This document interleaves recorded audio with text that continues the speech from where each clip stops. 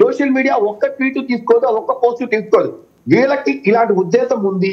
ప్రభుత్వం మీద తరచూ తప్పుగా మాట్లాడుతుంటారు, వ్యక్తుల మీద వీళ్ళు మాట్లాడుతుంటారు. వీళ్ళ క్యారెక్టరే ఇదే వీళ్ళది. అది వీళ్ళకి habitual offenders. So you want to give exemption to Bandaru Satyanarayana Murthy గారు. ఆయన అలాంటి వ్యక్తి కాదు. ఏదో ఆ రోజు ఒక్కరోజు నగరంలో మాట్లాడారు కానీ ఆయన విశుద్ధవత్తండు పులుగడిగిన ముత్యం అని చెప్దాం అనుకుంటున్నారు, అంతేనా? ఇప్పుడు నేను మిమ్మల్ని గట్టిగా ఒక మాట అన్నాను అనుకోండి సార్, మీరు ఇమీడియట్ గా మీరు రియాక్ట్ అయిపోతారు. మీరు ఇమీడియట్ గా రియాక్ట్ అయిపోయిన దాని మీద నేను వెళ్ళి కేసు పెడితే వర్కౌట్ కాదు. బట్ మీకు నాకు మధ్య కొన్ని సంవత్సరాలుగా ఇప్పుడు ఆర్టీఐ చట్టంలో తర్వాత ఒక 70 మినహాయింపులు ఇచ్చినట్టు ఏ రకంగా చూసినా మనకు కావాల్సిన సమాచారం ఎలా రాదో అలాంటి మినహాయింపులు మీ చట్టానికి రాబోతున్నాయని మీరు ఇండైరెక్ట్ గా చెప్తున్నారు. రైట్, ఒకసారి సుజాత గారి దగ్గరికి వెళ్దాం. సుజాత గారు, శ్రీరెడ్డి గారిని మర్డర్ చేయబోతున్నారు, అది ఎవరు? స్వాతిరెడ్డి గారు చెప్పారు. అది కూడా మీ పార్టీ వాళ్ళ బాబాయ్ గారి మర్డర్ ఎట్లా జరిగిందో అదే పద్ధతిలో జరుగుతుందమ్మా, నువ్వు జాగ్రత్తగా ఉండని చెప్పి పాప హెచ్చరిక జారీ చేశారు. తర్వాత మీ నాయకుడు అరెస్ట్ మీ ఏంటండి, ఏమన్నా స్వాతంత్ర సమరయోధుడు ఆయన? ఏమన్నా అరెస్ట్ మీ అని ఎందుకు అలాంటి మాటలు? మీరు శాసనసభలో వెళ్ళి మాట్లాడటానికి మీకు అవకాశం ఇచ్చారు 11 మంది. పాపం కొత్తగా 4 ఎమ్మెల్యేలు ఎలక్ట్ అయ్యారు. బిక్కుమంటూ చూస్తున్నారు. మాకు ఎప్పుడైనా అవకాశం వస్తే వెళ్ళి కూర్చొని అలా కండు వేసుకొని అధ్యక్ష అని మాట్లాడదామని చూస్తున్నారు. వాళ్ళకి అవకాశాలు లేవు. సజ్జల రామకృష్ణారెడ్డి గారు కోఆర్డినేటర్ అయ్యారట. అర్థం కాలేదు. ఇంతకుముందున్న పొజిషన్ ఏంటి, ఇప్పుడున్న పొజిషన్ ఏంటి, రెండింటికి తేడా ఏంటి? మీకేమన్నా అర్థమైందా దాంట్లో? నమస్తే అండి, వాసుదేవన్ గారు వినిపిస్తుందా? వినిపిస్తుందండి. రోజు రోకంతో మొరపెట్టుకున్నట్లుగా శ్రీరెడ్డి ఎలాంటి భాష వాడుతుందో తెలుసు, స్వాతిరెడ్డి ఎలాంటి భాష వాడుతుందో తెలుసు. స్వాతి చౌదరి వీళ్ళిద్దరూ ఒకటే కేటగిరీ. కాకపోతే ఈ రోజు వాళ్ళకి అధికారం ఉంది కాబట్టి శ్రీరెడ్డిని అరెస్ట్ చేస్తున్నారు. మళ్ళీ మా జగన్మోహన్ రెడ్డి గారు చెప్పిన డైలాగు, మీకు సమయం వచ్చింది మీరు కొడుతున్నారు, మా సమయం వస్తుంది మేము కొడతాం అనే డైలాగ్ మళ్ళీ ఒకసారి చెప్పుకొని ఫ్యూచర్ లో మరి స్వాతి చౌదరిని ఏ రకంగా చేయాలనేది మేము కూడా ఆలోచిస్తాం. తప్పేం లేదు అందులో. ఇప్పుడు నిన్న శాసనసభలో ఇలాంటి చెత్త గురించి మనం మాట్లాడుకోవడం కూడా వేస్ట్ అనిపిస్తుంది. ఎందుకంటే మాంసపు ముద్దల గురించి, చనిపోయినటువంటి వ్యక్తి గురించి మాట్లాడినటువంటి ఒక స్త్రీ ఏదైతే ఆంధ్రప్రదేశ్ లో ఎప్పుడూ అడుగు పెట్టలేదు. ఆవిడ అడుగు పెట్టడానికి భయం.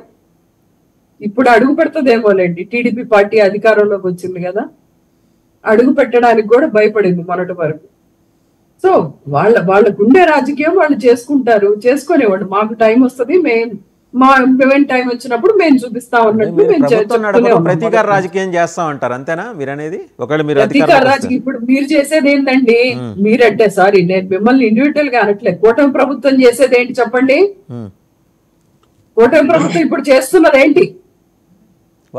చూపించండి. టీడీపీ వాళ్ళు చట్ట ప్రకారం ఎక్కడుందండి చట్టం? సోషల్ మీడియాకి ఎక్కడుంది చట్టం? చెప్పండి, ఏ చట్టం కింద చెప్పండి.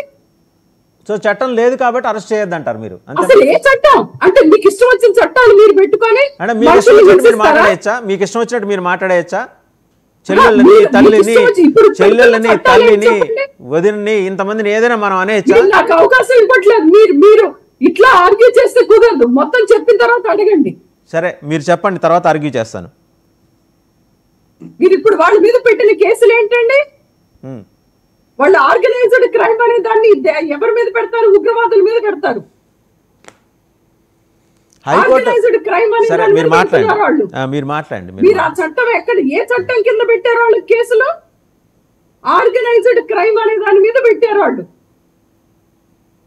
ఏది పోస్ట్ షేర్ చేసినందుకు ఆర్గనైజ్డ్ క్రైమా?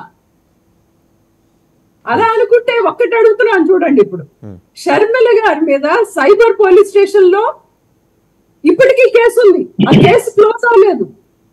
ఎవరికి? షర్మిల గారికి ఒక సినిమా యాక్టర్ కి లింక్ పెట్టి టీడీపీ వాళ్ళు పోస్ట్ చేసినటువంటి పోస్టులు, వాటిని షేర్ చేసినటువంటి అకౌంట్లు సైబరాబాద్ పోలీస్ స్టేషన్ లో ఇవ్వడం జరిగింది.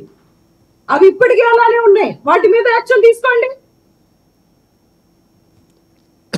వాటి మీద యాక్షన్ తీసుకోండి ముందు మీకు చేతనైతే. అక్కడ ఉన్నది కూడా మీ మిత్రుడే కదా. కావాలని ఇంటెన్షనల్ గా వైసీపీ కార్యకర్తల్ని, వైసీపీ సోషల్ మీడియా వాళ్ళని వీళ్ళు హింసిస్తున్నారు. ఈ రోజు నేను మాట్లాడచ్చా మీరు అనుమతిస్తే? దాన్ని తీసుకొచ్చి ఈ రోజు షేర్ చేసినటువంటి మెసేజ్లకి ఈ రోజు ఆర్గనైజ్డ్ క్రైమ్ అనేటువంటి దాన్ని వీళ్ళు పూస్తున్నారు ఈ రోజు. మరి స్వాతి చౌదరిని ఎన్నిసార్లు చేయాలండి? ఎన్నిసార్లు అరెస్ట్ చేయాలి? అసలు టీడీపీ వాళ్ళ మీద కేసులు పెడితే పోలీస్ స్టేషన్ లో పోలీసులు కేసు తీసుకునేటువంటి స్థాయి ఇప్పుడు ఉందా? మీరు తీసుకోండి. సైబరాబాద్ లో పోలీసులు ఎన్బికే బిల్డింగ్ లో షర్మిల గారి మీద పోస్టులు చేసి అక్కడ టీం నడుపుతున్నారని ఇప్పటికీ వైసీపీ పార్టీ అక్కడ ఇచ్చినటువంటి కేసు అలానే ఉంది. అది ఇంతవరకు క్లోజ్ చేయలేదు. ఆ ఎఫ్ఐఆర్ కాపీ మీ దగ్గర ఉంటే షేర్ చేస్తారా? ఆ ఎఫ్ఐఆర్ కాపీ మీ దగ్గర ఉంటే ఇప్పుడు తర్వాత షేర్ చేస్తాం. అదేం మా పార్టీలో అందరి దగ్గర ఉంది. అది టీడీపీ వాళ్ళకి కూడా పంపించాం. దాని మీద యాక్షన్ తీసుకోండి. ముందు దాని మీద యాక్షన్ తీసుకుంటే దొరికేది ఎవరో తెలుసా? లోకేష్. సోషల్ మీడియాని అడ్డం పెట్టుకొని ఈ రోజు వైసీపీ పార్టీ గొంతుకని నొక్కేయాలని చూస్తున్నారు. రోజా గారు ఏమన్నారు? మేము పోస్టులు పెడుతూనే ఉంటాము. అందున రోజా గారు మాట్లాడినటువంటి సందర్భం ఏంటి? ఆడబిడ్డకి మీరు ఇచ్చినటువంటి హామీలు ఏంటి? 18,000 ఇస్తామని చెప్పారు.